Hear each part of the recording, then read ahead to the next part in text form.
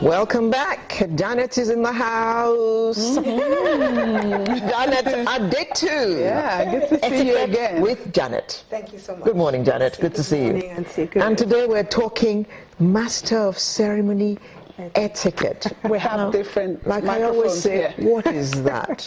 Well, Janet is here to tell you all about it. Okay, you know, believe it or not, we keep talking about the economy and things are hard, trying times. So everybody's thinking out of the box. What can I do? You know, MC doesn't cost anything if you have the skill and the presence to be able to command a crowd, and anyone can do it. But you see, nowadays we see a lot of people thinking that being an MC is easy because it's cool money, and it's not really the case. There's a lot of protocol that goes behind being an MC, and it's really about, do you have stage presence? Okay, so when you look at somebody who's going to be an MC, first of all, they have to look the part, so to say, you know, and, you know, it's not even about cracking jokes, really. It's really about, can you command a crowd, you are speaking, and people listen to you.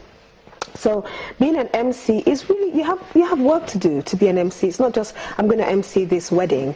You need to actually do certain things before the event and during the event as well. And the first thing is, I would say, try to find out a bit about the event itself. So it's not just about the wedding. It is a wedding, but what's going to go on in a wedding? Is it a traditional wedding? Is it an engagement? Is it the full-fledged wedding? Is it the reception? And you need to know the flow. If they say you're going to MC a reception, for instance, you need to know the flow. And don't just go there thinking that you know how it's going to flow. Ask the people doing the occasion for a program. Never go in without the program, so that you know exactly how it's going to be. Having said that as well, you also want to have a good brief. Sit down with the events organizers, with the people doing the occasion, and tell them, please, I need a brief from you. How many people are you going to have there? Are you going to have some important guests? Yeah. Do I need to recognize them? I need their full names so that I don't embarrass myself and call them wrongly, because that again is also an etiquette breach. Well, sometimes you call a chief a mister. Yes. He takes great umbrage. Yes. And then sometimes some important dignitaries are there, they want to be recognized, and you totally ignore them.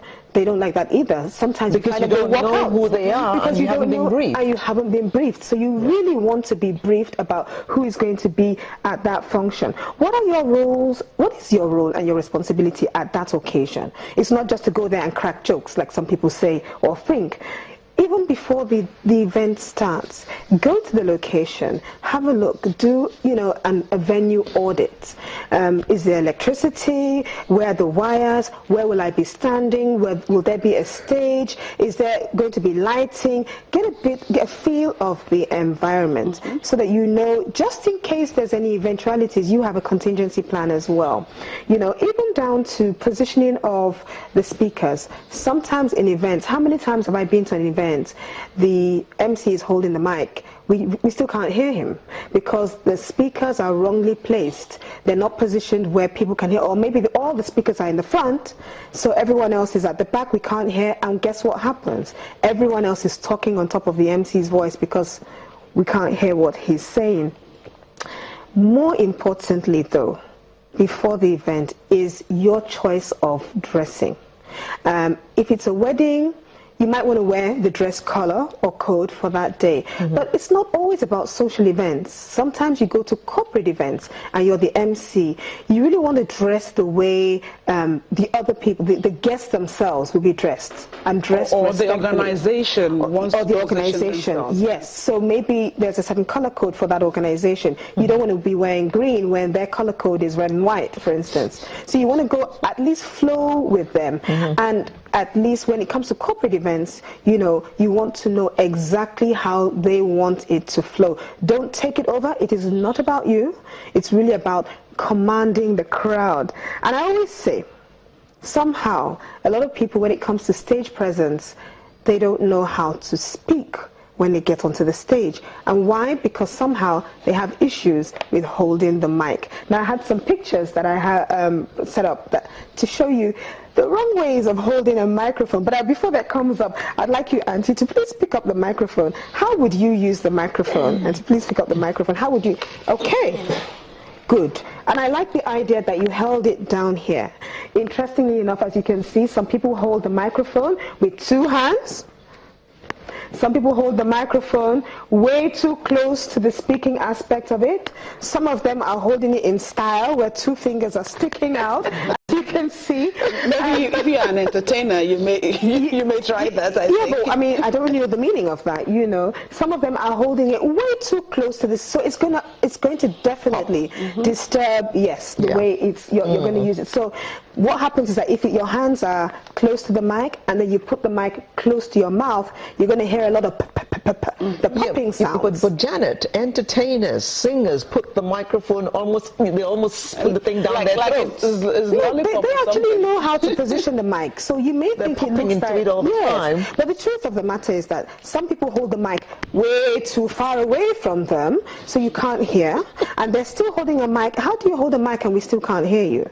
Now that's an issue.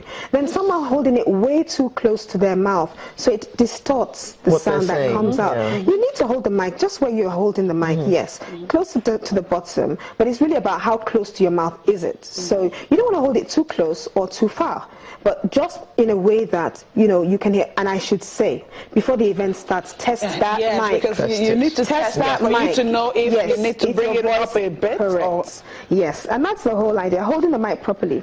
I want to also say again, yes, testing. I also want to say that. So how do you wait before we go on? Yeah. Okay. I think we just go on a break. When we come back, I'll ask that question. Okay. Just stay with us.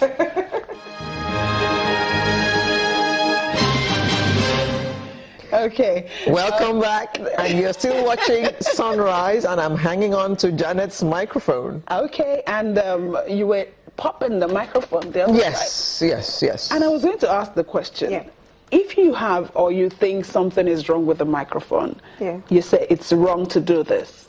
Yes. What else can I do? It's very easy. What we need to hear is your voice. So you use your voice to test the microphone, not your fingers. So hello, hello, hello is the ideal way to test a microphone. Say hello as many times that you know whether your hello needs to be higher or lower. But tapping it is not going to help you because it actually is on. You can tell if it's on or not because there's going to be some light showing, you know. So hello, hello, hello is an ideal way to test your mic, you know. Okay, all right. All right, MC etiquette. Now, the day has come.